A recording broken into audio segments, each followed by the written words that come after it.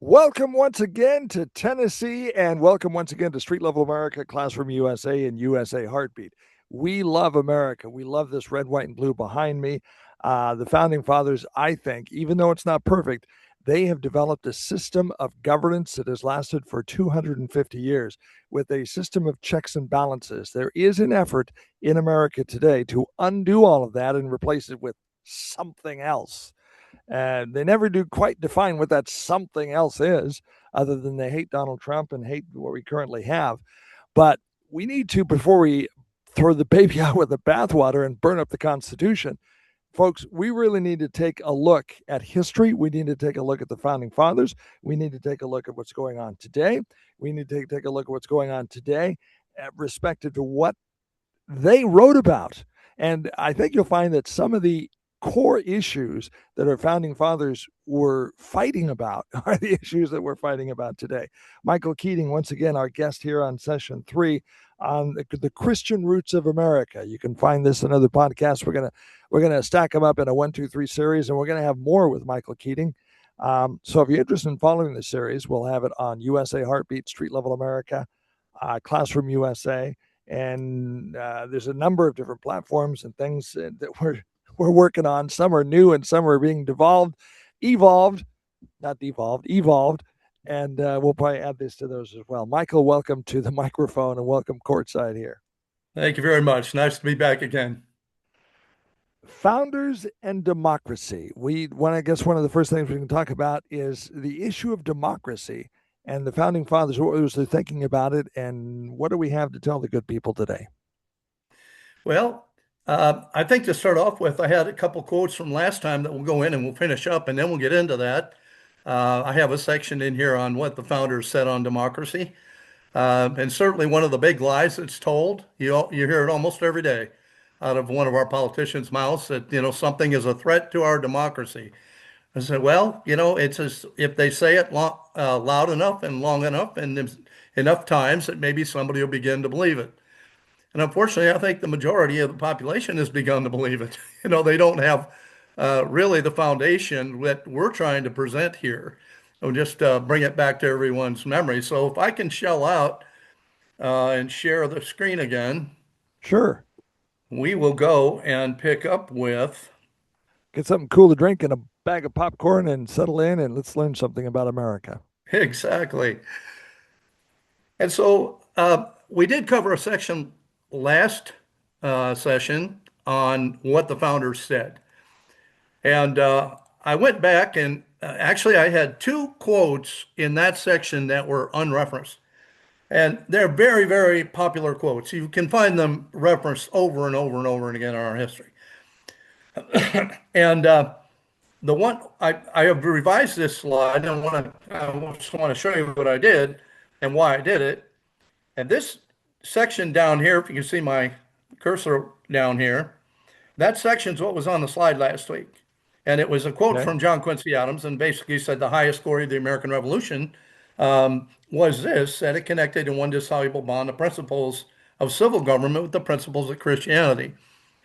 Now, I haven't really heard anybody challenge this, but I did discover that they weren't able to find this quote exactly verbatim like it's written here in any of Adams' writings.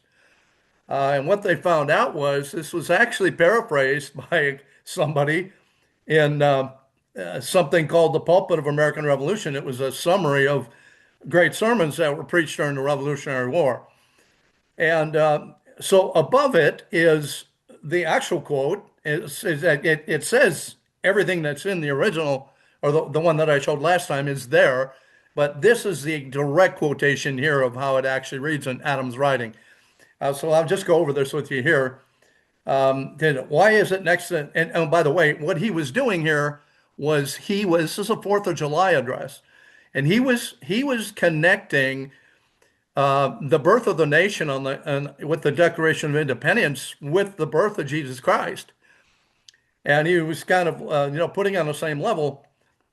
He says, is it not that in the chain of human events, the birthday of the nation is indissolubly linked with the birthday of our Savior?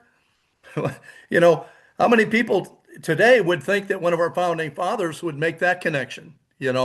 that it's on a par with that. Is it not that the Declaration of Independence first organized the social compact on the foundations of the Redeemer's mission on earth? That it laid the cornerstone of human government upon the first precepts of Christianity. Now, if you go compare what that last statement says, it's everything that's in the quote that was on the slide last week. It's just that when this gentleman paraphrased it, he kind of shortened those sentences up top into the one on the bottom. But it's essentially saying the exact same thing. Anyway, just wanted to show you that. That was a kind of a new discovery this week. And, going along with that, now we're going to go into another section here on Providence. But I did want to share something else here. If I go over to this particular PowerPoint, Can we make the topic of discussion? There we go. Thank you. yeah, I'm sorry. I don't think I maximized the other one. I will when I come back. Okay. So I mentioned there was two unreferenced quotations on the slides last week that I presented. And this is the second of those. And this one has been highly challenged. It cannot be emphasized too strongly or too often enough that this great nation was founded not by religionists, but by Christians, not on religion, but on the gospel of Jesus Christ. Now you can find this quoted all over the internet. I mean, it's in so many different sources. And even I found it here in the congressional record. Okay, this is 2007. And by the way, if you can get Oh, this, I'll leave this. Yeah, I'll leave this. 2007 congressional record. Here we go. Yeah. Well, this is an interesting one, and you can find this if you Google what's at the top there. Just stick that into Google and see if you can get this a free download. And this document here is a terrific presentation of kind of what I'm presenting here on the floor of Congress. And he made the exact same case that I'm trying to make here about our founding fathers and being Christians and that this is a Christian nation, was a Christian nation at its founding. And here is that quote down here that I'll highlight with my cursor. So even on the floor of Congress back in 2007, we had a representative quoting this. That doesn't mean that there isn't room for people to challenge it because nowadays they're looking, like I said, for any crack in the armor. And this was one that I want to show that they believed they found it with this. This was the crack in the armor. And what happened was Josh Hawley, I'm sure people are familiar with Josh Hawley, and he quoted this and they jumped all over him. He quoted this in July of 2023 and he was pounced on for doing so. And this is some of the things that they said about Josh for doing this. Um, while a number of prominent Republicans have been caught peddling fake historical quotes on Capitol Hill, Senator Rand Paul tends to be in a league of his own, obviously criticizing him for doing the same that Josh Hawley did. And then they make the statement but Paul is not without competition. Senator Josh Hawley is coming under fire for a 4th of July tweet that managed to include both a false claim and a false quote at the same time. Hawley tweeted a quote that claimed to be from founding father Patrick Henry, saying that the United States was founded on the gospel of Jesus Christ. Just one problem. Henry, a slave owner, notice how they stick that in there, a slave owner, perhaps best remembered for his give me liberty or give me death quote, never said it. Okay. Now, I've searched the sources. I can't say that he said it. I can't, it was never found in any of Patrick Henry's papers. But that in itself doesn't mean he never said it. It just means that 250 years later, we can't find the quote. The quote, we can't find the paper, that he did say it. But they are using this as a bully pulpit to bash Senator Josh Hawley for having the audacity to peddle fake quotes, fake historical quotes, like other representatives of the House are doing. And so he goes on to say what Holly should have realized before promoting the quote is that Henry didn't say it. The line was reportedly published instead by a white nationalist publication in 1956, more than a century and a half after the founding father's death. On the surface, it's obviously unfortunate to see a senator, a graduate from Stanford and Yale, two of their liberal bastions, by the way, Stanford and Yale. How could, one of our own make such a glaring error here trying to make this case? And how can he make a mistake like this, especially as so many other Republicans also fall for fake quotes? So you notice it's not the Democrats that are falling for the fake quotes, it's the Republicans that are falling for them. And then the last paragraph says it all, what he's trying to do here. But let's not brush past the underlying point of the Missouri Republican that the Missouri Republican was trying to make by way of simple made up line. Holly seems certain that the United States was founded as a Christian nation, with members of one faith tradition, his own, enjoying exalted status over others. Now, I don't know what that last part is supposed to mean. I don't know if Josh Hawley has, worn one of the denominations on his sleeve. I'm unaware of it if he has. But what's that got to do with the price of rice in China? What they're saying here is Hawley seems certain that the United States was founded as a Christian nation, as if, how could anybody hold such an insane theory? You know, and they will make this, and this isn't the only article. They pounced on them. It's been probably four or five liberal publications out there that had the same sentiments published, and assuming that it is a absolute certain determined fact that this country was not founded on Christianity. Well,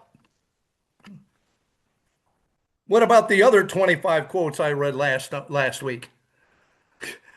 Yeah, that say the exact same thing, directly and sourced from our founding fathers. What about one of them actually noted that the other ones that he had quoted in a response, where he responded to the allegations, he came back and gave five or six others, that say the same thing, and they said those were correctly credited. Those were, correctly credited, and they went on to pounce on him again for the Patrick Henry quote. Forget what the other five that he said had to say. They didn't make a defense of what was in those, and nor did they list what they said. They had their criticism in place, and they weren't going to let it go. They had a white knuckle grip on it, and they were going to let them off the hook. And so, just as an example of what I call them, the detractors of this country. It's a kinder word for saying traitors. But that's technically what they are if you want to really pull it apart.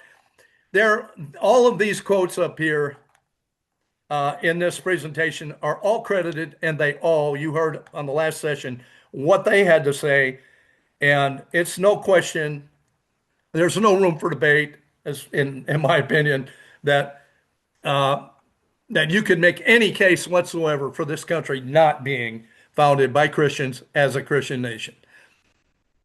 Now, I've got to go. I'm sorry. I got to get back to where I wanted to be. We'll launch into another set here, and you tell me if I'm mischaracterizing the situation when we read these quotes. These are what our founding fathers said about providence, incidences of divine providence. I had made reference to a quote that Benjamin Franklin made on the floor of the U.S. Constitutional Convention that turned the tide of the entire proceedings. That prior to him making this appeal, the convention was deadlocked. Everybody was pretty much focused on their own individual colonies' needs, and there was no solidarity between the colonies, which is a dangerous place to be at the time in this country, because we were under siege in Boston by Britain already, So this is what he said when he stood up, uh, at the beginning, or at least partway through the Constitutional Convention. And I think this is probably one of the greatest quotes in our history that we have, that has ever been spoken. Groping as it were in the dark to find political truth, and scarce able to distinguish it when presented to us, how has it happened, sir, that we have hitherto once thought of humbly, not hitherto, once thought of humbly applying to the Father of lights? In the beginning of the contest with Great Britain, when we were sensible of danger, we had daily prayers in this room for divine protection. Our prayers, sir, were heard, and they were graciously answered. All of us who are engaged in the struggle must have observed frequent instances of a superintending providence in our favor. I'll push the pause button right here. Even at this stage in our process of our nation building here, the founding fathers of this country were well aware of instances where God intervened on our behalf when all hope should have been lost. He showed up in his power and his preservation to make sure that this struggle, this effort to form this nation didn't die on the vine. He goes on to say, to that kind providence, we owe this happy opportunity of consulting in peace on the means of establishing our future national felicity. And have we now forgotten that powerful friend? Or do we imagine that we no longer need his assistance? I have lived, sir, a long time, and the longer I live, the more convincing proofs I see that God governs in the affairs of men. And if a sparrow cannot fall to the ground without his notice, is it probable that an empire can rise without his aid? We have been assured, sir, in the sacred writings, that except the Lord build the house, they labor in vain that build it. I firmly believe this. And I also believe that without his concurring aid, we shall succeed in this political building no better than the builders of Babel. Oh, A wonderful quote, a wonderful interjection of truth that shook the Constitutional Convention. They agreed with his sentiments, and they all did so. They appealed to God for his guidance over the Constitutional Convention, for his aid in establishing this country on something solid that would last. And of course, we know today that God showed up and he did exactly that. And from this time forward, the founding fathers noted a distinct difference in the whole tone and the cooperation that they had as individual colonies. They came together with one, not that there weren't disagreements or differences of opinion that they had to work out, but it was on a whole different level of cooperation. And we read in the last session some of those quotes that the founding fathers had on the incidents of divine intervention in the Constitutional Convention. If you'd like, you can rewind on that second session and catch that portion. Benjamin Franklin also said, I have so much faith in the general government of the world by providence, that means by God's help, that I can hardly conceive a transaction of such momentous importance as the framing of the Constitution should be allowed to pass. Suffered means allowed, by the way, should be allowed to pass without being in some degree influenced, guided, and governed by that omnipotent, omnipresent, and beneficent ruler in whom all inferior spirits live and move and have their being. Yeah, it was unimaginable to him that we could conduct such business as a nation founding without the influence of God Almighty. George Washington wrote these sentiments in a letter to Brigadier General Thomas Nelson.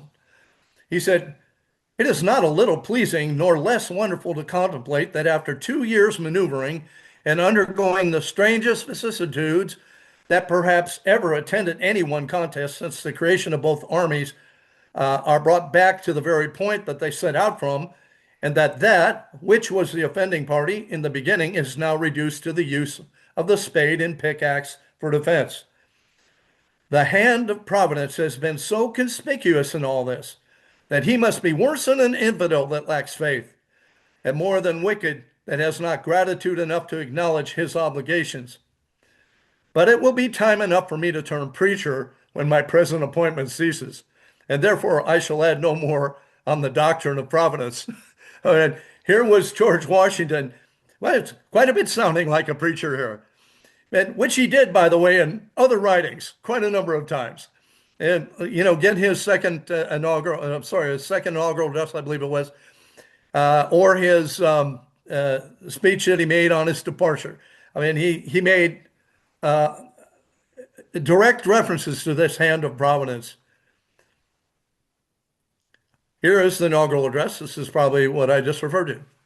It would be peculiarly improper to admit in this first official act my fervent supplications to the Almighty Being who rules over the universe, who presides in the councils of nations, and whose providential aids can supply every human defect, that his benediction may consecrate to the liberties and happiness of the people of the United States a government instituted by themselves for these essential purposes.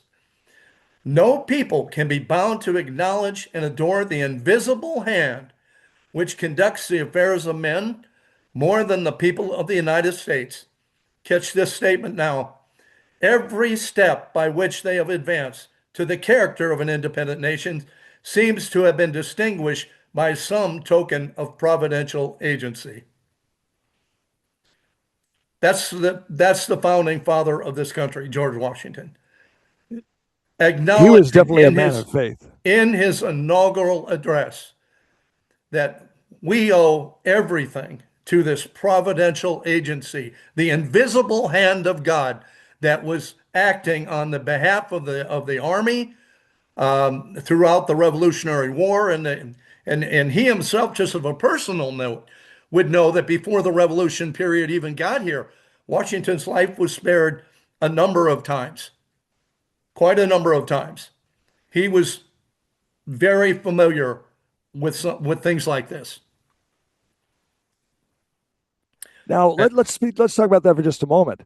Washington's life, and in the movie George Washington that was just in the theaters, they were talking about the fact and there's a scene in the movie where the end.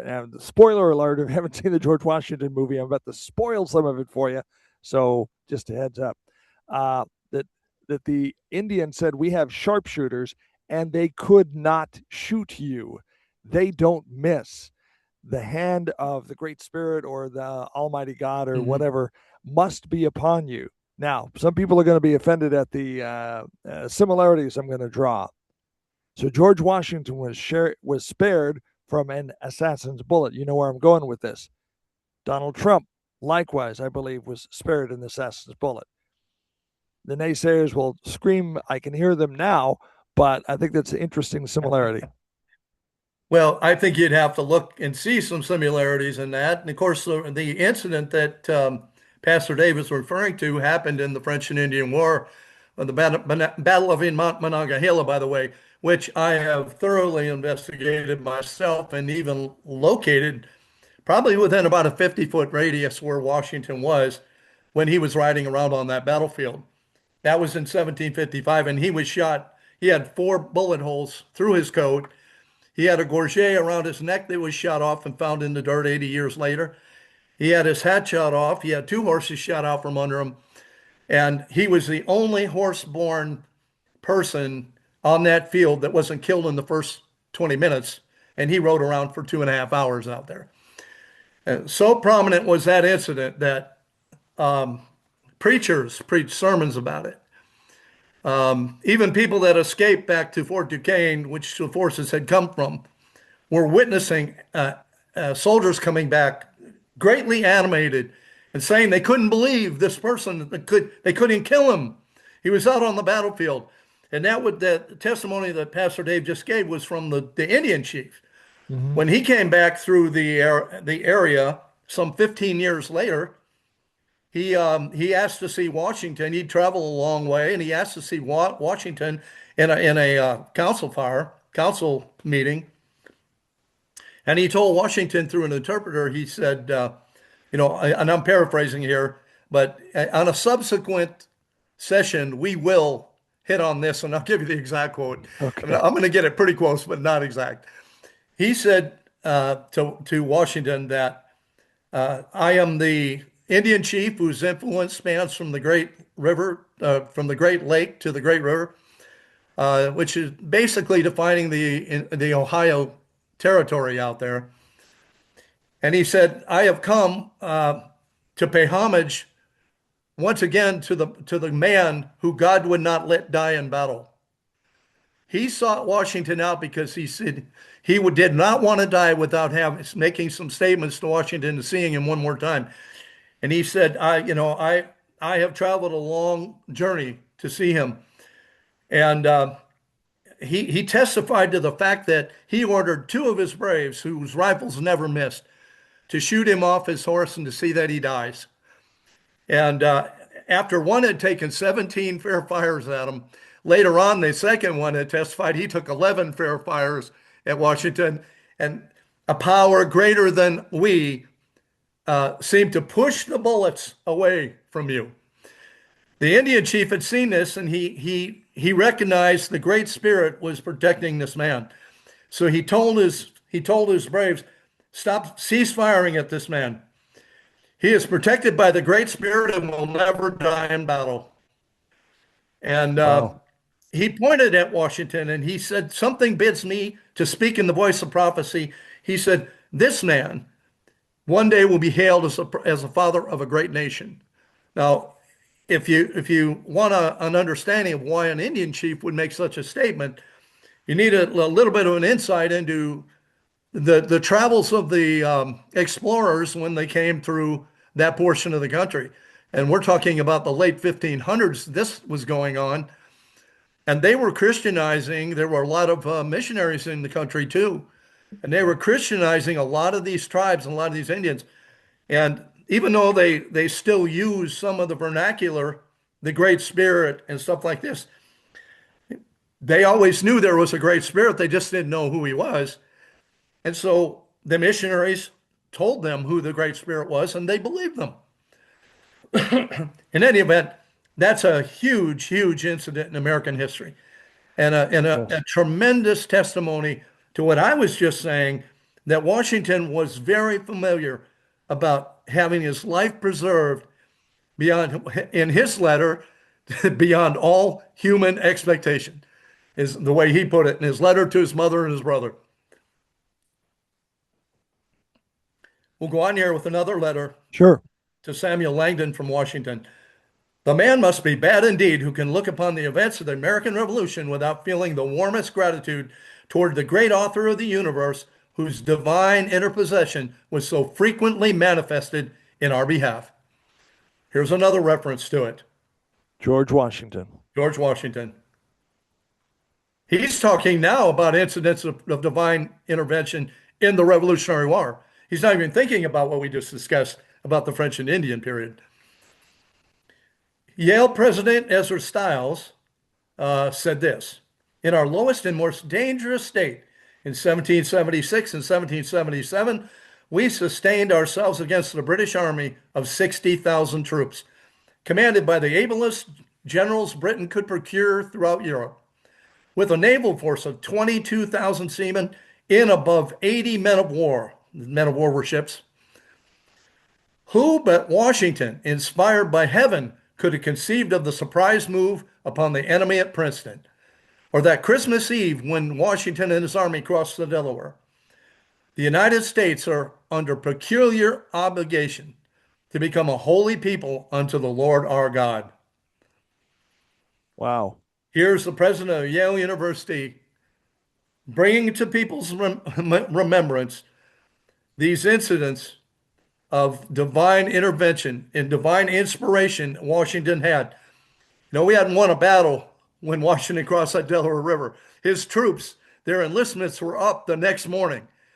He had to go out there and speak to his troops and make an appeal for them to be willing to go forward when there was no guarantee that they would be paid or anything else. Almost to a man, they volunteered and said, we'll go. And they went and they crossed that Delaware River. They went down, marched down to Trenton. And outside of casualties the night before, where there people were starving to death, and I've stood on those graves by McConkey's Ferry, where the people that didn't make it, that died the night before, are buried and and been on the site of the spot where those boats crossed that river.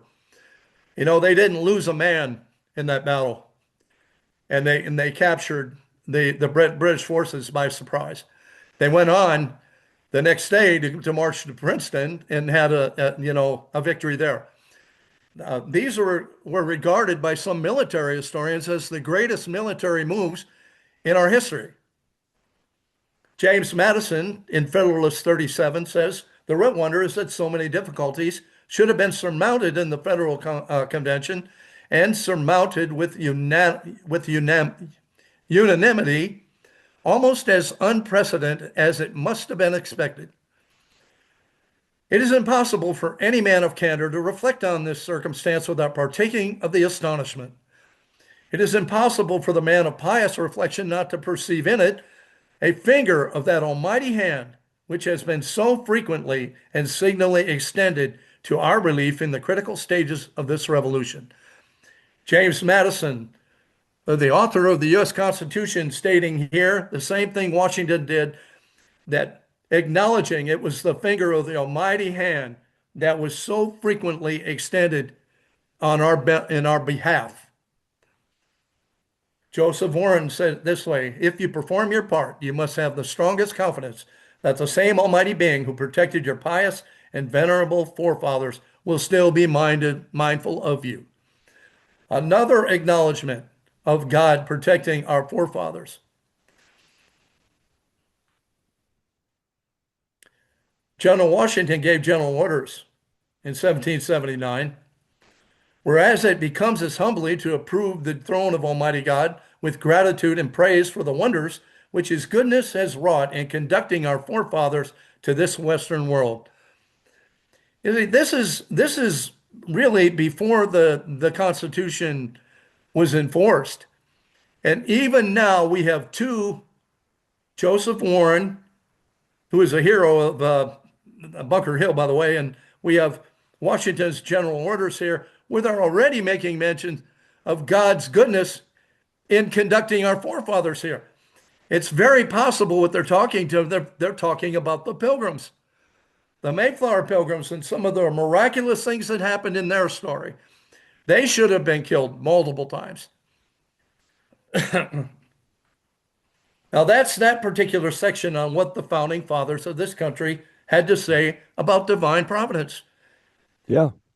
Now, we go back to the article that the podcasts that these liberal publications were taken at Josh Hawley. And the audacity had even suggests that this was founded as a Christian nation. Every one of those quotes I just read talking about divine providence was fully credited. Those founding fathers said those things, and they meant those things, and everybody that heard those words in their generation would have said yes and amen. They all knew those things were true. The whole population knew those things were true. Now, I have a little section here. It's not long. It's called External References. These are not just, they're extra-governmental, non-founding father observations that people that were looking at America. And this is really an interesting one because there's a man named Alexis de Tocqueville. He was a French social scientist, and he was a very brilliant analyst, and he was very curious about what made the United States tick. What made United States so great? He actually wrote a two-part work on this eventually after he had done his research. But he came over to America in 1835 to 1840, and he looked for the greatness of this country. So this is one of the references that he made. He said, upon my arrival in the United States, the religious aspects of the country was the first thing that struck my attention. The Americans combined the notions of Christianity and of liberty so intimately in their minds that it is impossible to make them conceive the one without the other. Now, isn't it with that quote that's been highly debated there? was saying that the country, the public government, was linked with Christianity. And this is exactly what de Tocqueville found when he came here in 1835. This is a generation from the founding period. And this is still evident and obvious to an outside observer that came here in 1835. He went on to say again in the same publication, he said, religion in America must be regarded as the foremost of the political institutions. Wow. Listen to that. He said it has to be regarded, religion itself was the foremost of our political institution. For it does not impart a taste for freedom, it facilitates the use of it. The sects that exist in the United States are innumerable. They all differ in respect to the worship which is due the Creator, but they all agree in respect to the duties which are due from man to man. Each sect adores the deity in its own peculiar manner, but all sects preach the same moral law in the name of God. Moreover, all the sects of the United States are comprised within the great unity of Christianity, and Christian morality is everywhere the same. There is no country in the whole world where the Christian religion retains a greater influence than in America. Does that sound like separation of church and state to you? Not one bit. This is an outside observer in 1835, after the founding period. And he's observing that the Christianity and morality are those pillars of this country. They are the great things that sustain America. And there's no place else in the world where this Christian religion retains a greater influence than in America. And this is a Frenchman talking, isn't Yeah, it is saying what no dare liberal dare admit today. it? Uh, Here's a Supreme Court Justice, John Marshall. Okay, he wrote this letter at Jasper Adams, 1833. Supreme Court Justice Marshall, by the way, is a wonderful person to research, do some study on. He was a remarkable individual and a wonderful example as our first Chief Justice. Here's what he said. The American population is entirely Christian. Okay, end of story. Close the book. Let's go home. Okay, this is our Chief Justice at the 2 years before de Tocqueville came here. The American population is entirely Christian, and with us, Christianity and religion are identified. It would be strange indeed if, with such a people, our institutions did not presuppose Christianity and then often refer to it and exhibit relations with it.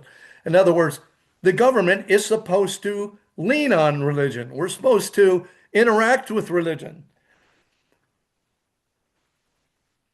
Joseph Story Yeah. again said in 1833, the real object of the First Amendment was not to countenance, much less advance Mohammedanism or Judaism or infidelity by prostrating Christianity, but to exclude all rivalry among Christian sects and to prevent any national ecclesiastical establishment which should give to a hierarchy the exclusive patronage of the national government.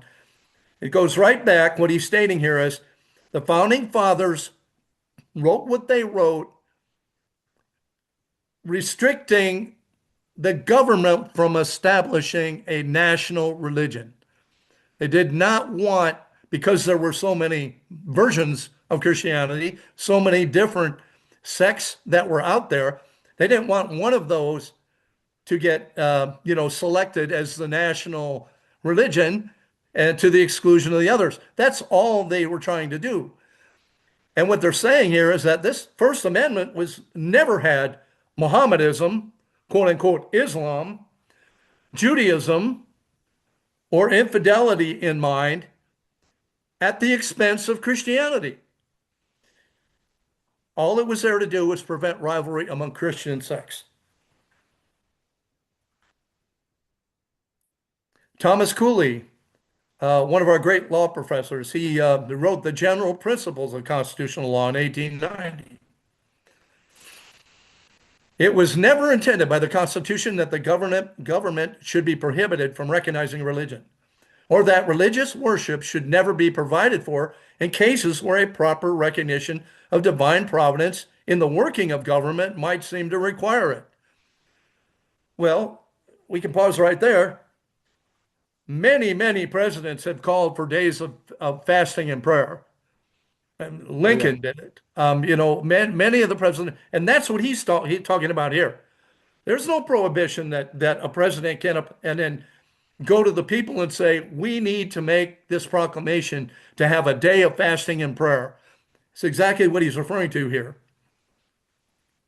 The Christian religion was always recognized in the administration of the common law of the land. The fundamental principles of that religion must continue to be recognized in the same cases and to the same extent as formerly. He's saying we can't let this degrade. We have to keep it going forward. This is necessary for our form of government. Yeah, there's such a different tune that's being sung now. Yeah. Here's another U.S. Supreme Court decision right here. And this has been mixed quoted, by the way. Um, some have this attributed to the the case of Holy Trinity against the U.S., which the slide after this is from that particular ruling. But this is the correct Supreme Court case, Richmond versus Moore. And this happened in 1883. And this is a conclusion of one of the conclusions of that trial. This is a quote from our Supreme Court. Our laws and our institutions must necessarily be based on and embody the teachings of the Redeemer of mankind. Sound like our Supreme Court today? It is impossible that it should be otherwise. And in this sense, and to this extent, our civilization and our institutions are emphatically Christian. Isn't it interesting that the Supreme Court back then, 100 years from the founding of America, they could identify God, a Christian God.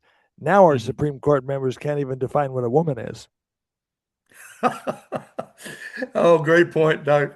Great point, Pastor Dave. Yeah, um, it's sad where we are right now. And the only defense for it is this defense, what we're doing, what we're reading, and hopefully enough people see this. You cannot go through the quotes of the founding fathers, and as I said at the onset of this, these arguments, whether we're a Christian nation founded by Christians, are straw man arguments. So easy to knock down. All you have to do is let the facts into the discussion. But they won't. They don't want the facts in this discussion. They keep parroting a presumed conclusion over and over and over that it's just Christian nationalists that are putting these ideas forward. No, it's our founding fathers. It's Yeah. our Supreme Court. It's our religious institutions themselves. It's our preachers of the day. Mhm. They testify to that fact. And that's why it's important to, that's why we're doing this, what we're doing now. You need to learn from history because there's, I tried to give in a small, let's see, it was Yamhill County Commissioners meeting in Yamhill County, Oregon, McMinnville, Oregon, the county seat. County commissioners would argue that you have to separate church and state. That's the dogma that you continue to be here parroted. But 100 years previous, or more than 100, 250 years now, or no, this is 1883, so this is 100 years after the founding of America. Mhm. That's not what they said. They said we are a Christian nation and we base our governance on the teachings of the Redeemer of mankind, God, a Christian God. And if we don't continue to teach this stuff, it will be lost and the truth will be reinterpreted into such a fashion that was never intended by the founding fathers. I agree 100%. And the sad part of this is that a huge portion of our population today believes the opposite. They believe the opposite, and they think that what we're talking about here is an affront to our country now. Yeah. And it's a Well, bunch of angry old white men that are doing it. No, it's our founding fathers. It's our Supreme Court in 1883 was saying this. This isn't some yeah, fringe extremist white Ku Klux Klan group saying this. This is the United States Supreme Court. that's right. Yes, it is. And there's just no way of getting around the truth here. So here's the next Supreme Court case, and this one is so often pointed to. Almost anybody that's speaking along these lines, including that Representative Barrett, I think his name was, in that congressional presentation that he gave. He made good use of this one. In 1892, the Supreme Court, in its conclusions, after citing 87 legal precedents affirming America was formed as a Christian nation by believing Christians, they didn't base this on hearsay or opinion. They went back and found 87 legal precedents proving America was formed as a Christian nation by believing Christians. And this is what they put in their statements. There is no dissonance in these declarations. There is a universal language pervading them all, having one meaning. They affirm and reaffirm that this is a religious nation. These are not individual sayings, declarations of private persons. They are organic utterances. They speak the voice of the entire people. So they are saying in 1892, our whole citizenry still believe this. Our people know this. Yeah. And then this one, this is in the same uh, statements that the Supreme Court made. These, and it's referring to the 87 legal precedents. These and many other matters which might be noticed add a volume of unofficial declarations to the mass of organic utterances that this is a Christian nation. Amen. They call it, it's not just these 87. It says that they can add these to a mass of other organic utterances that this is a Christian nation. This is almost ridiculous that we even have to make the case, is what they're saying. There's overwhelming evidence that there's no possibility for it to be otherwise. That's incredible. Now, our founding fathers also gave us a number of warnings. And these warnings, if you listen to what they were saying, you can see how the violation of many of these is how we got to where we are today. President John Adams, we have no government armed with power capable of contending with human passions, unbridled by morality and religion. Avarice, ambition, revenge, or gallantry would break the strongest cords of our Constitution as a whale goes through a net. Our Constitution was made only for a moral and religious people. It is wholly inadequate to the government of any other. Now you see why Yeah. there has been the attack on Christianity that there has been. Look, the people on the other side of this argument, I don't think they're smart enough to come up with their own plan. And what they do is they read these warnings of the founding fathers and they make the game plan up off of what they said. The guys that were brilliant enough to see the areas that we had to make sure we guarded against. And they became a shooting script for the opposition. Samuel Adams, in a letter to James Warren, said this: a general dissolution of the principles and manners will more surely overthrow the liberties of America than the whole force of the common enemy. While the people are virtuous, they cannot be subdued. But once they lose their virtue, they will be ready to surrender their liberties to the first external or internal invader. If we would enjoy this gift of heaven, let us become a virtuous people. Religious morality in the eyes of the founding fathers and I don't know if I stated it here, I probably have it coming up. But George Washington made this point that religion and virtue, morality, were the pillars of our country. And this is exactly what Samuel Adams is saying here as well. In 1779, this is the year they really put the U.S. Constitution in force.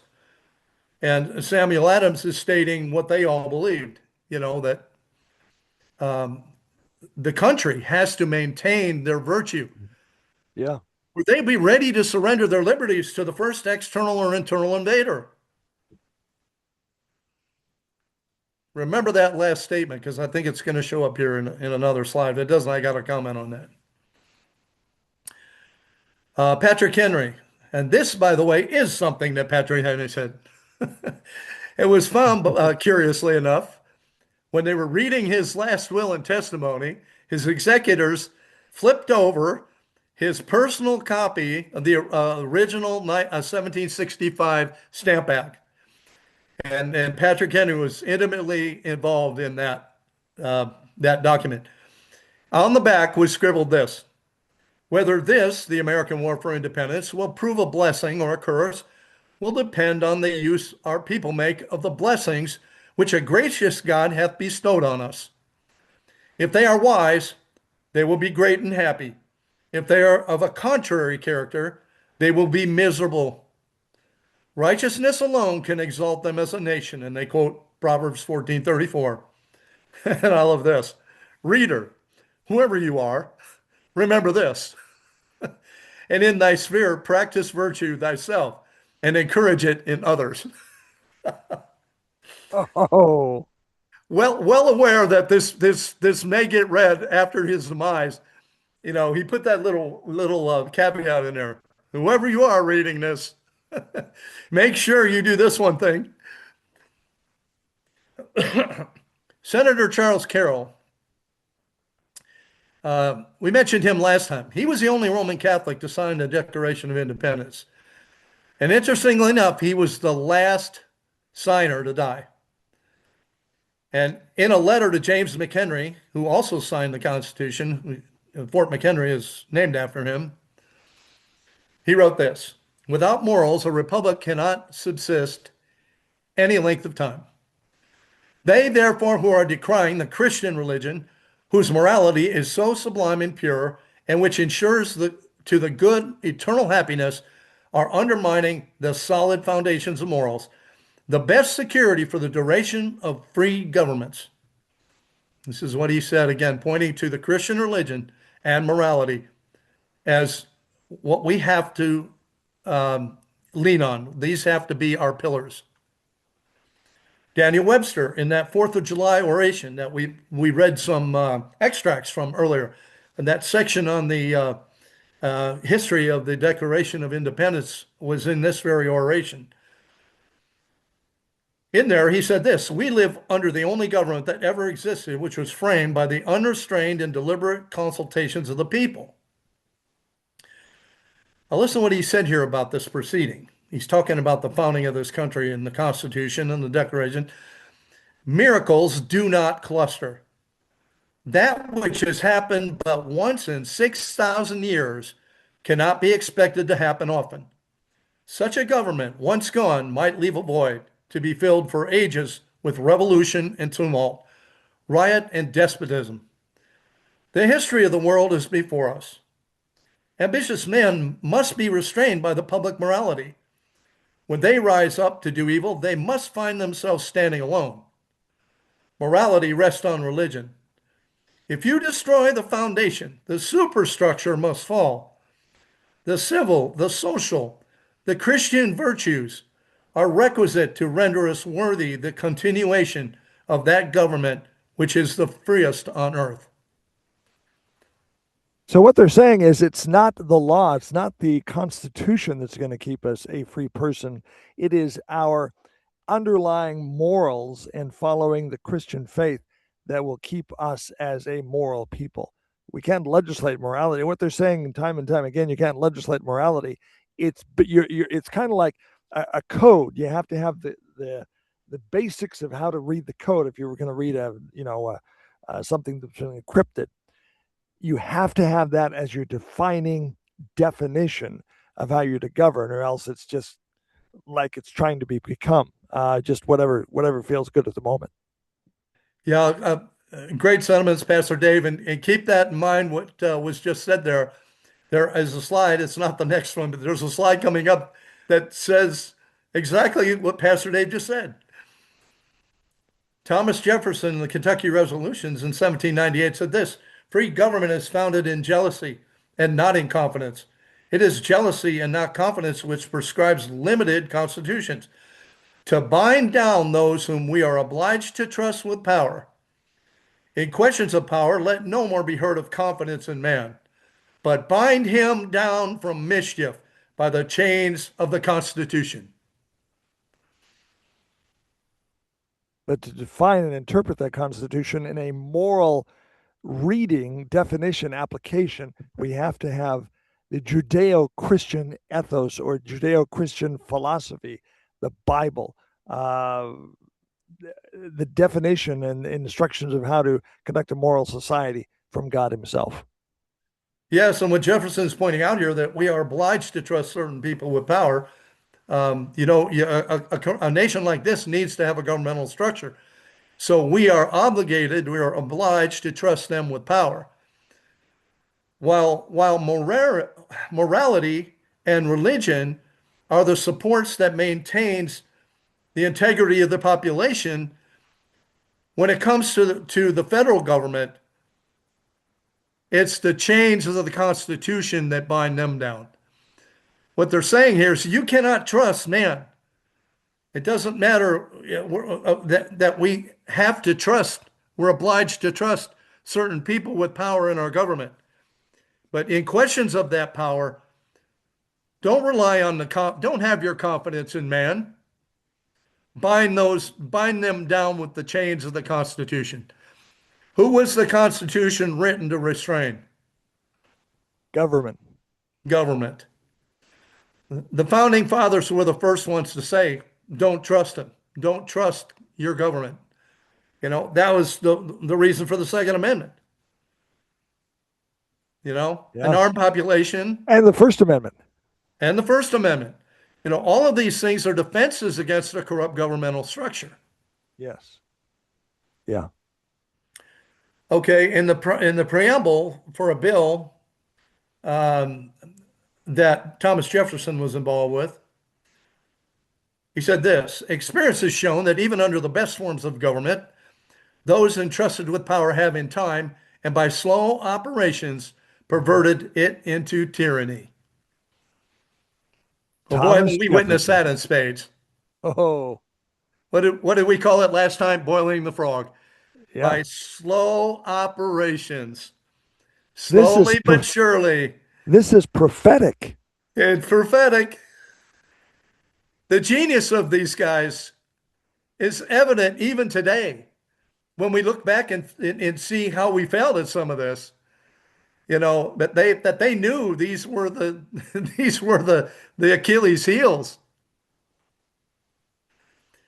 James Madison said this: I believe there are more instances in the abridgment of freedom of the people by, here it is, gradual and silent encroachments, boiling the frog, by those in power than by violent and sudden usurpations. In other words, it's not standing armies that topple countries and governments. It's gradual and silent encroachments from within.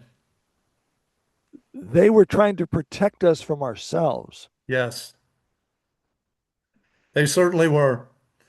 Thomas Jefferson said this too: I predict future happiness for Americans if they can prevent the government from wasting the labors of the people under the pretense of taking care of them. What do we have today? An entitlement society. Yes. We have an entitlement society that I was listening. My wife and I were watching one of the DSA candidates. They're calling for more taxes. I'm watching it right now. Are you really? Well, they're Yes. calling for more taxes. Well, why are they calling for more taxes? Because these people don't work. They're the ones getting the handouts. They want the free stuff. And so where does the free stuff come from? It comes from the people that pay taxes in. So of course they want to increase taxes. That means you can give more stuff to me. So where's the money going to come from? We rob from the rich. Eventually, the rich aren't rich because we took all their money. Where's the money coming then? Yeah. Asking for a friend. Here's James Madison again. Of all the enemies to public liberty, war is perhaps the most to be dreaded. Now, we really got to pay attention to this one here because it comprises and develops the germ of every other. War is the parent of armies. From these proceed debts, taxes, and armies. And debts and taxes are the known instruments for bringing the many under the domination of the few. In war, too, the discretionary power of the executive is extended. Its influence in dealing out offices, honors, and emoluments is multiplied, and all the means of seducing the minds are added to those of subduing the force of the people. The same malignant aspect in republicanism may be traced in inequality of fortunes and the opportunities of fraud growing out of a state of war and in the degeneracy of manners and morals engendered by both. No nation could preserve its freedom in the midst of continual warfare. What are we fighting right now? A deep state who has a policy of forever wars. Yeah. Why? Because they read this. They read this and they know the Achilles heel is continual warfare. It bleeds the taxes, it bleeds the financial base of the population, it weakens the population, it makes them pliable Mm-hmm. for any promise that might lead to peace. It makes them willing to sacrifice rights that they have, like we saw happen with the quote unquote Patriot Act. Well, they can call it anything they want, but what they called it was the opposite of what it was. It was not a Patriot Act, it was an unpatriotic act. It was a And Steal Your Rights Act yeah, under the guise of protection. yes, it was the robbing of liberty under the guise of protection. This is what James Madison was saying right here. Uh-huh. Noah Webster wrote a book, History of the United States, 1832, 1834.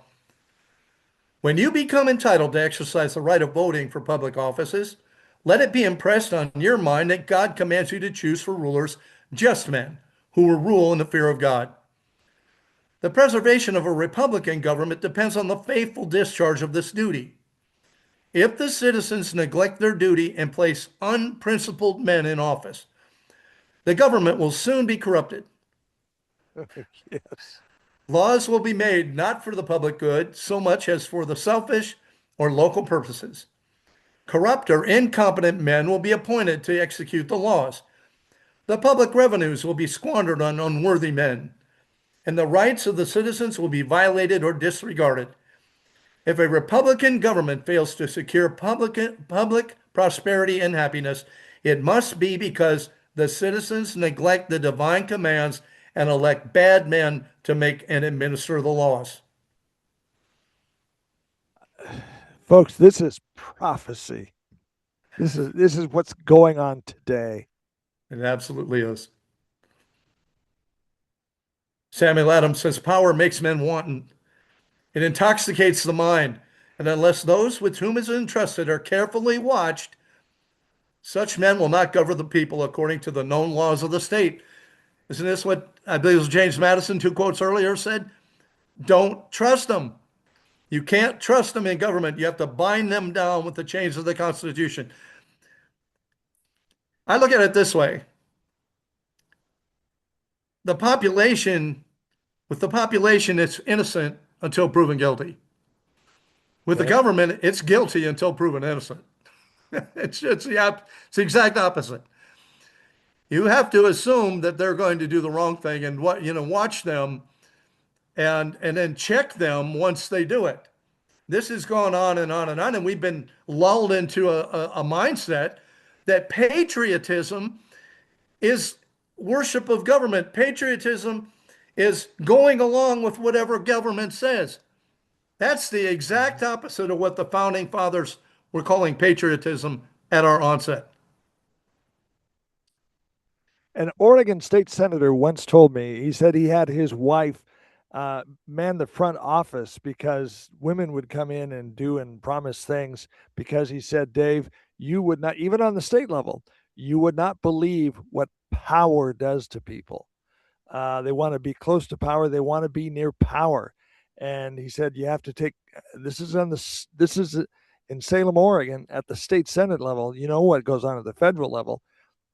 The saying is power, absolute power corrupts absolutely. Yes. It does. And what he's saying is, I have to have my wife at the front door to keep all the floozies from trying to come in and Yeah. get favors because, for one reason, they just want to be close to power. It's one of the ways of infiltrating government, and it's been so successful because we have unprincipled and immoral men that we've placed into power.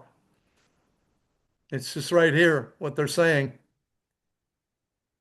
And really what it comes down to, this is again, did William Penn say this? Uh, Most people believe he did. I believe if you Google it, they'll even attribute it to him. Those people who will not be governed by God will be ruled by tyrants. True. You will either have that internal compass, that internal morality that stems from religion uh, and God, or you will be ruled by tyrants. Here's the U.S. Speaker of the House. Now, whether or not William Penn said it or not, take a look at what the Speaker of the House said. In 1849, he said, men in a word must be controlled either by a power within them, what I was just saying, or a power without them, outside of them, either by the word of God or by the strong arm of man, either by the Bible or the bayonet. Powerful quote. One thing I mention this was made by this is a statement made in a work written in 1905 by a man by the name of George Santayana. George Santayana. Those who do not learn from history are doomed to repeat its mistakes. Now, George was a Spanish American philosopher, essayist, poet, and novelist. Born in Spain, he moved to the United States at the age of 8. This wasn't George Washington, but I believe it was a brilliant man saying, and looking at the histories, the lessons of history we fail to learn. And time again, if we don't learn from them, we're doomed to go down the same path. And we're seeing these prophetic teachings from our founding fathers saying, folks, watch out for this stuff. We've got to learn from it and we got to follow their advice because I think it's true. I think it's proven to be true. Oh, history of this country has proven to be absolutely the case. Unfortunately, we have fallen for most of these foibles. Yeah, And now it's not a question anymore of maintaining what we once had. It's a matter of getting it back, of recovering it. sad to say, yes. Yeah. Robert Winthrop was a Speaker of the House. He said this in 1849. Men in a word must be controlled either by a power. Oh, I just read that. I'm sorry. That bears reading again. Yeah, it does. Men will be controlled by the word of God or the strong arm of men. That needs to go on the refrigerator. U.S. Speaker of the House Robert Winthrop in 1849. 1849. You're either going to be controlled by the word of God or by the strong arms of men. There is no C. It's either going to be A or B. These founders were brilliant, even the subsequent generations, all the way up almost to the dawn of the 1900s. People understood these things in this country. They were taught in our schools. They were taught in our colleges, our Were, religious were, institutions. were, were. Yeah, They need to be taught again. We need to go, as you said, it's not a question of keeping it, it's getting it back. that's right. We were talking earlier about George Washington on that hillside with the battle and getting four bullet holes through his coat. I was reading a book by David Barton, the historian that I have great respect for that I mentioned in the last session.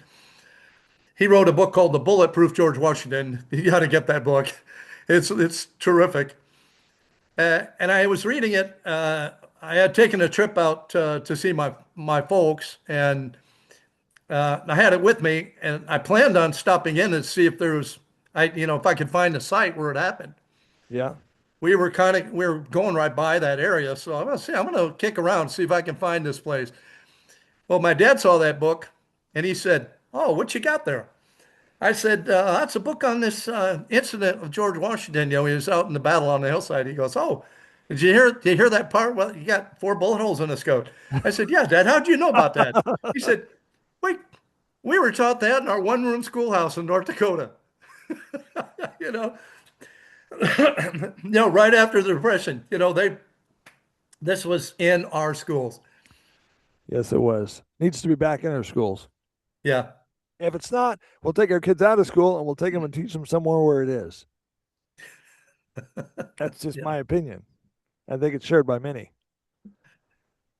Well, unfortunately for them, there's still a lot of us running around who haven't forgotten that history. And so the burden's on us to get it back out there and get it to the younger generation. So Fisher Ames said this Okay. in 1789. Again, this is the year that the Constitution went in force. We have a dangerous trend beginning to take place in our education. What were we just talking about, Pastor Dave?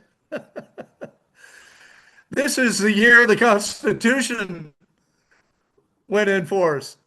We're starting to 1789. put more textbooks into our schools containing fables and moral lessons. We are spending less time in the classroom on the Bible, which should be the principal text in our schools. The Bible states these great moral lessons better than any other man-made book. Did they True see this story. coming or not? Yes, they did, like a freight train. Yeah. Now, Because this might now be, those people back there, they didn't have the technology we have now, but they understood how people work.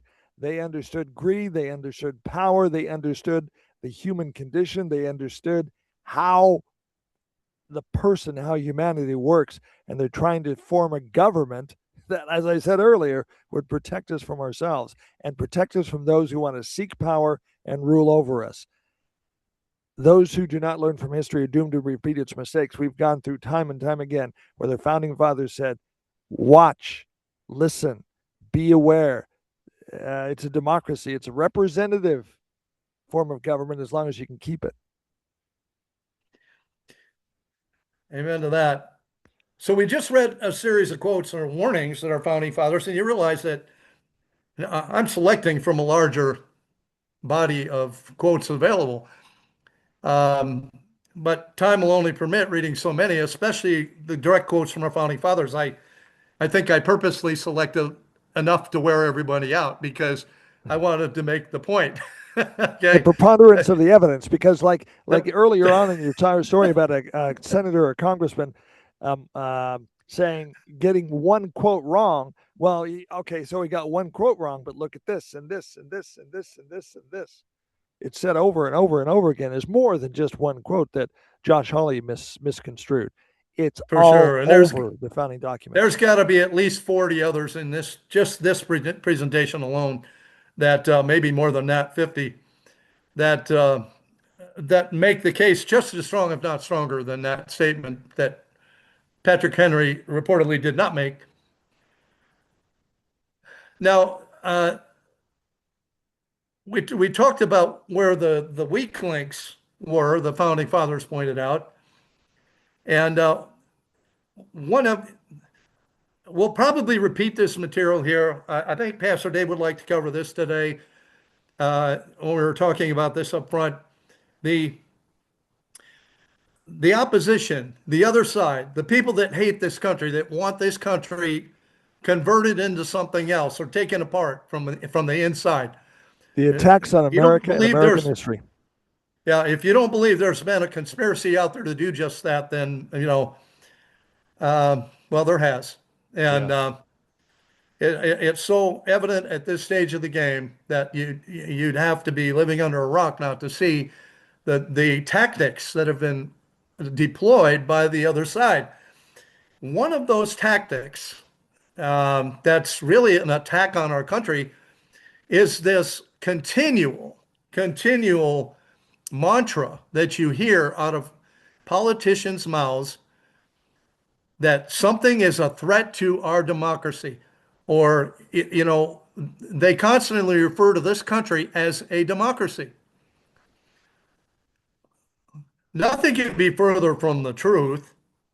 Um, when Ben Franklin was asked by a woman after the Constitution when convention, when they came out the door, she kind of caught him at the front door, and she said, "Dear Mr. Franklin, what have we got? What kind of government have you given us?" And he looked at her and he said, "A republic, dear madam, if you can keep it." Yeah. He did not say a democracy. Today, they want you to think the two are the same thing. Right. The two are the exact opposite of each other. We are not a democracy. We are a republic. In our Pledge of Allegiance, we pledge to the republic for Public which it for stands, which it stands. not the democracy. Well, Francis, let's take a look here. Edmund Randolph. Let's look here. 1787, the year that the Constitution was ratified. Actually, um, he observed that he had, at the time of the offering of his propositions, stated his ideas as far as the nature of the general proposition required, that details made no part of the plan and could not perhaps with propriety have been introduced. If he was to give an opinion as to the number of the second branch, he should say that it ought to be much smaller than that of the first. They're arguing about what should the relative strengths be between the branches of government. So small to be exempt from the passionate proceedings to which numerous assemblies are liable. He observed that the general object was to provide a cure for the evils under which the U.S. labored, that in tracing these evils to their origin, every man had found in the turbulence and follies of democracy. See, even during their deliberations, they were forming the government to head off the follies of democracy.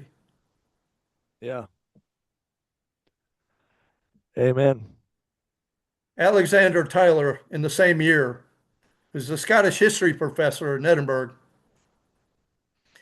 He talked about a democracy. He said, "A democracy is always temporary in nature. It simply cannot exist as a permanent form of government. A democracy will continue to exist up until the time that the voters discover they can vote for themselves generous gifts from the public treasury. From that moment on, the majority always vote for the candidates who promise the most benefits from the public treasury, with the result that every democracy will finally collapse due to loose fiscal policy, which is always followed by a dictatorship. The average age of the world's greatest civilizations from the beginning of history has been about 200 years. During those 200 years, those nations always progressed through the following sequence: from bondage to spiritual faith, from spiritual faith to great courage, from courage to liberty, from liberty to abundance, from abundance to complacency, from complacency to apathy, from apathy to dependence, from dependence back into bondage." Oh, and when was this written, pray tell? Well, you can kind of see where we're at this time. 1787. Yeah. So, what do you hear from the campaign trail these days? And who is the population always tuning in to find out who to support? Whoever's promising them the most stuff. Free buses, free food, free rent, free jobs, guaranteed income, 4 day Yeah. work week. Uh, Vote for me and I'll give you more stuff. Vote for me, vote Yeah. for me, vote for me, vote for me, and I'll make sure that I'll pad your pockets. It's not Well, bribing the that would politicians, it's bribing the voters. that sounds like Mandami, Mad Manny, I call him. Uh, yeah, and he's in New York preaching the gospel of I'll give you this for free with no clue how he's going to provide for that or support it fiscally. The truth of the matter is he knows he cannot sustain that. And he knows that the further he goes down that road, the more distance that a representative government like Trump would, have in Right. place is going to distance himself from them. And they're going to start pulling back on what they give that state for free. They're going to pull back the contributions to New York. That's just going to make the situation for him worse. And he'll never be able to fund that kind of policies, but he can say it with a smile and it gets votes. And folks, and this session will be put on some of our nonprofit platforms, 501c3. So what we want to say is this: it's not that we're against a specific political party. It's just that look at history. Remember my quote: "Those who fail to learn from history are bound to repeat its mistakes." Yeah. Look at the common sense. Somebody's got to pay the bill. If you tax everyone and you suck their treasury dry or their bank account or whatever, even though maybe Elon Musk has too much money, so you want to suck his bank account dry. When he's out of money, where does it come from? It doesn't fall off the tree in the backyard. Somebody's got to pay it. One of the things I really like to watch is Mike Rowe talking about the need for people to just work. The Mike Rowe Foundation of Work, just get out there and work. One of the things that's made America the greatest democracy, and we've talked about this on podcasts. You know, let's say China, Russia, America. We all have natural resources, right? We all have large amounts of land, right? We all have a large number of people. What has made America the juggernaut of production up till now, the industrial powerhouse? What won World War II?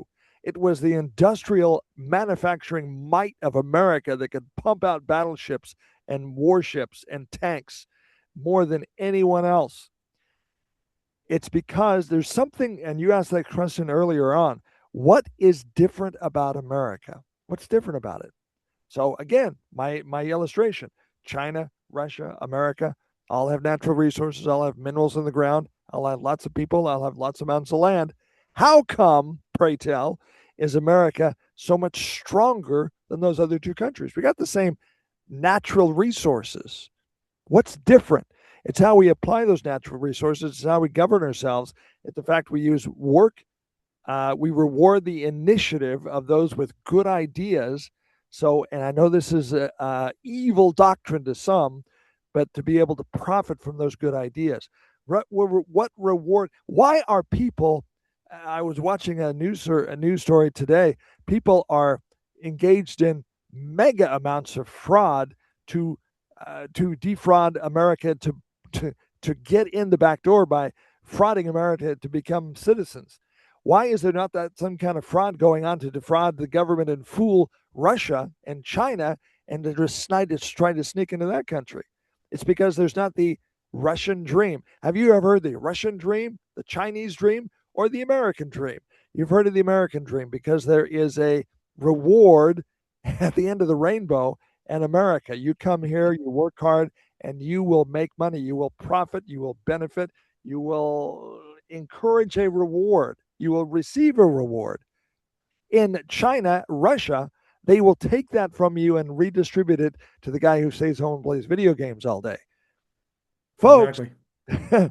folks, hello, McFly, what is different between these countries? And you got to kind of, you may hate Donald Trump. All right, let's say Donald Trump is evil and an idiot and egocentric and whatever. Let's take Donald Trump out of the equation. Just look at the common sense argument I just made. Three big countries, natural resources, money, land. Why is America different? It's because of how we govern ourselves and the fact that we reward, incentivize people with good ideas. Did Russia send, who was the first man who walked on the moon? Was it from Russia? Was it from China? Did, was it an American president who said, tear down that wall? Or is it somebody from Russia or China coming down and saying, tear down the Statue of Liberty? Which one was it? What fueled that push? What fueled President Reagan to go over there and say, tear down this wall? Because people love freedom and because we set the stage. We are the big we're the big dogs on the field because we have this thing called the American dream. There's no Chinese dream, there's no Russian dream. It's American dream. You come to America. That's why so many people want to come here. So if so Yeah. many people want to come here, why do we want to change it? That's why you see so many foreigners. Like I said, when I'm at Boston or Philadelphia, there's always groups of foreigners that are there visiting, and they're drawn to these places because of historical significance. And I have the pleasure of talking to a lot of these people and asking them what is it about this country that drew you here? What is it that interests you about this history? And that's exactly what they say is that this is freedom. When we think of freedom in the world, we think America. Yeah. And some of them are in awe to be standing on those places and be in this country. They don't have anything like it where they come from. This is the gold standard. This is the Statue of Liberty. There is no Statue of Liberty in Russia or China. There is a Statue of Liberty in America. I quote again the gal from South America said in the presidential debate in America, general election, fix this America. If not America, where do we go? No, The there is stars and no stripes, the place Statue of else to Liberty go. means something. And you know that people in other countries right now are shouting that. They're shouting that from the rooftops. America, don't give in. Don't give up because you're our last hope. You're our last hope. And we're hearing this from a number of foreign countries where the people are saying, America, don't give. You ever seen the protests over there where they're supporting what's going on here? They're supporting some of the Trump initiatives and stuff like this, whether you like Trump or not. A lot of what he's doing, bringing jobs and business back to here. You pointed to the period in World War II when this country was Right. strong, fiscally strong, had the manufacturing base. Prior to Trump getting in office, and I still don't know if we're there yet, but we couldn't have repeated that. We couldn't have repeated that because of a thing called NAFTA and the wholesale disarmament of the American productive base in this country and seeing it distributed abroad, which just had a catastrophic a result on our national ability to sustain ourselves.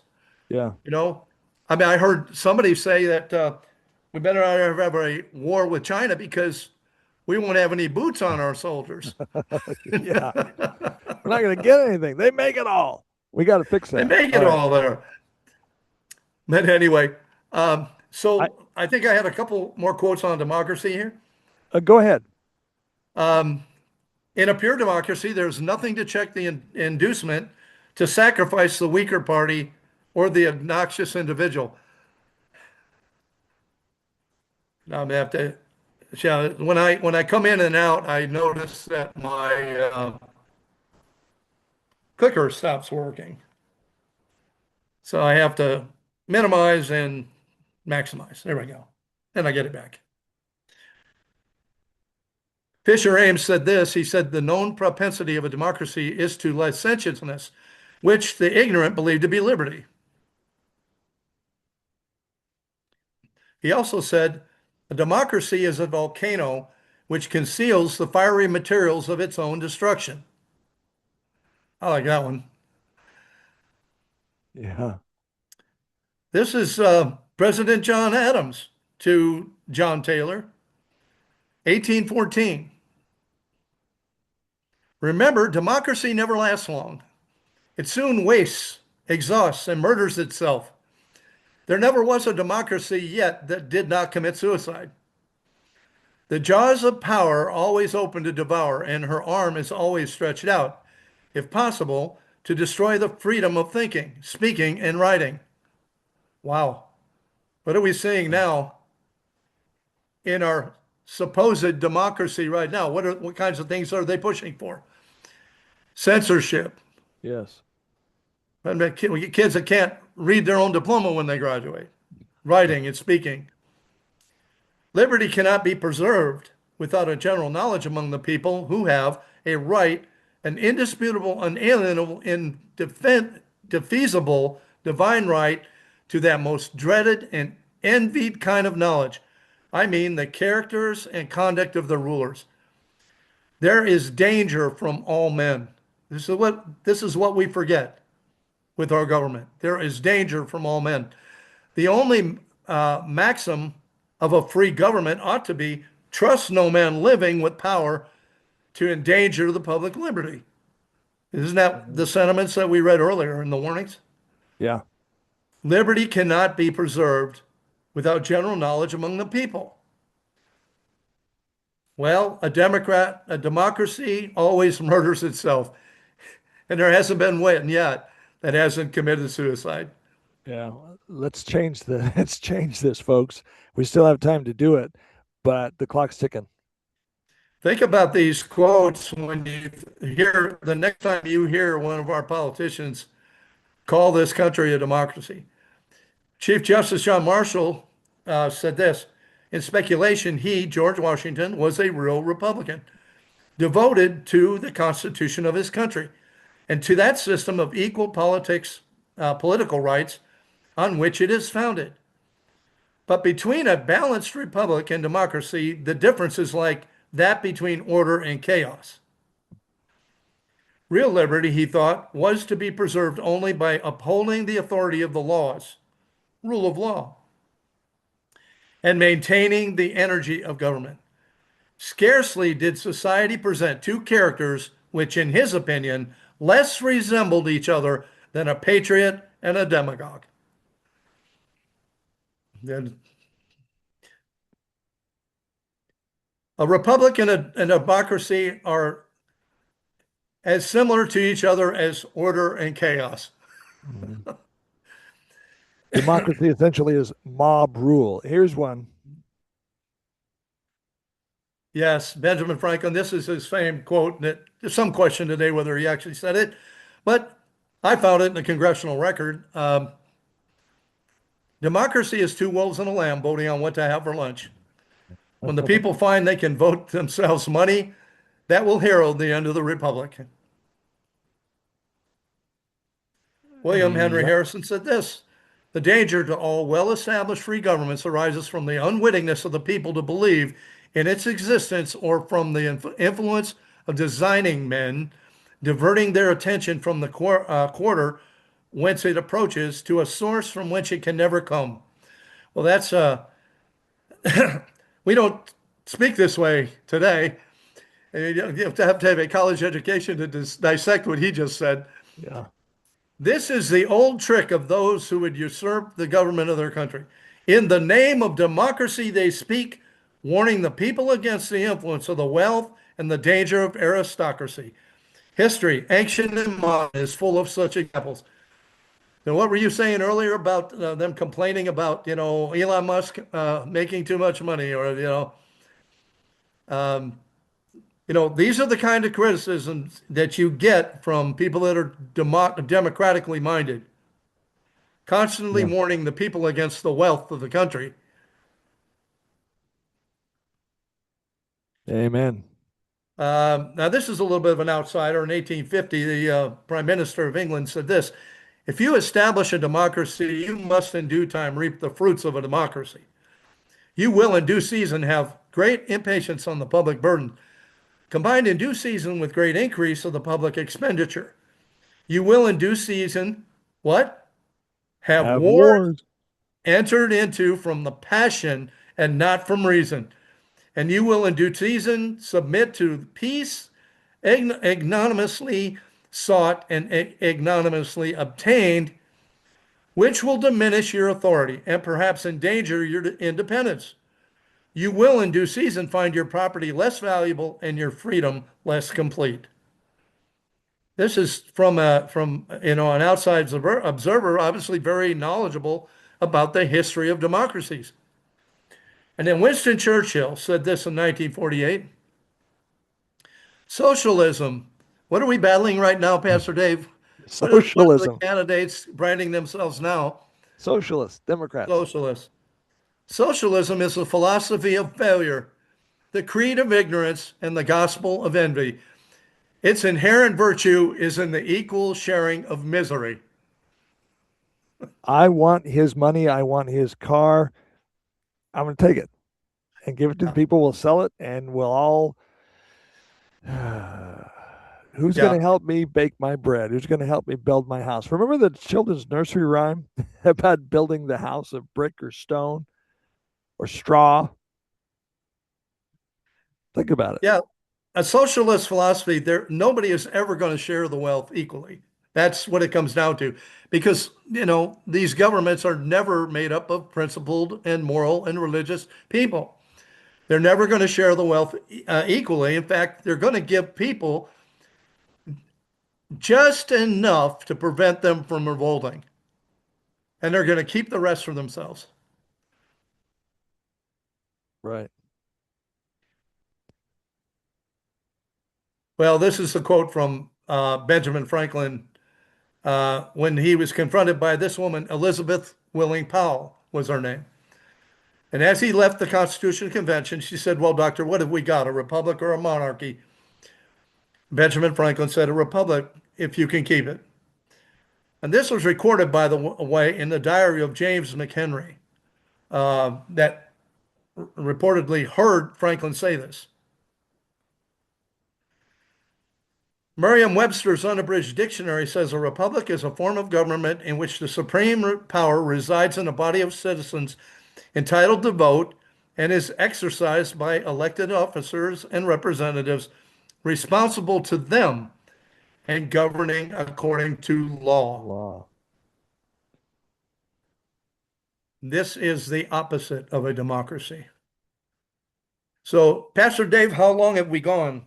I hear the dinner bell ringing and we so there you have it. We have another section on separation of church and state, We correct? do, Is but here's what we can do on that. sure.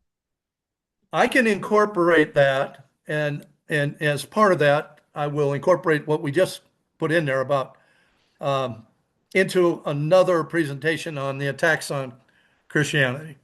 Let's do that. Let's do that in session 4. And folks, we're going to continue to Yeah. do these sessions Oh, it's as long as actually we the have attacks on American history. okay. Uh Uh, there's a lot so to talk that about. will be the next, yeah, the attacks on American history, and I am still working on putting that together. So I don't know how long that's going to take to complete. I've got some travel in my immediate future here. So we'll have to wait and see how long it takes so we're ready to present that. Okay, listen folks, for session 4 coming up, we'll let you know when we're going to drop that. We'll have session 1, 2 and 3 up on various platforms, YouTube, Rumble, Facebook, and the website Street Level America, USA Heartbeat.com, and ClassroomUSA.net. So there we go. Okay, well, I greatly appreciate you giving me the opportunity to come on here and present these 3 sessions. And I know they're long. I know that probably wear most people out. Don't have the kind of time to listen to all of it, but they're in video format. You can pause it and come back, and hopefully you will enjoy some of what was presented. And there you can see the overwhelming evidence that answers those 2 questions. Was this country founded by Christians as a Christian nation?